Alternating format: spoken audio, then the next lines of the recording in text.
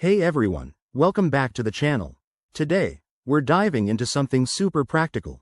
How to transfer your crypto from Robinhood to Coinbase without any unnecessary hassles. If you're like me, you want to move your assets smoothly and efficiently, especially with all the buzz around crypto these days. Now, I know the title mentions, without 2025, I think that's a typo or shorthand for avoiding extra fees or complications in the new year, so we'll focus on a straightforward, low-fee method. Let's get started. First things first, make sure you have accounts set up on both Robinhood and Coinbase. If you don't, head over and create them. It's quick and free. Once you're logged in, open your Robinhood app or website and navigate to your crypto portfolio. Find the specific cryptocurrency you want to transfer, like Bitcoin or Ethereum. Next, look for the Withdraw or Transfer Out option. This is usually right there in the assets details. Before you proceed, double-check for any fees. Robinhood might charge a small network fee, but we'll aim to minimize that by choosing the right network. Now, switch over to Coinbase.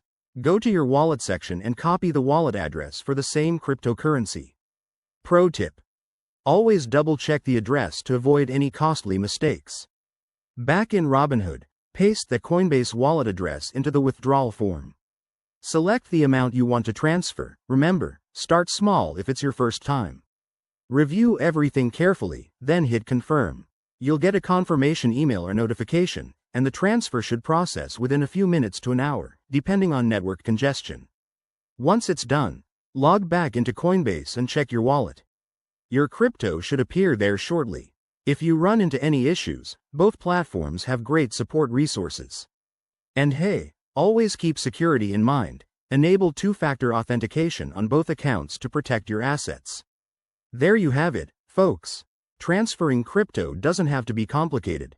If this helped, give this video a thumbs up, subscribe for more tips, and drop a comment if you have questions.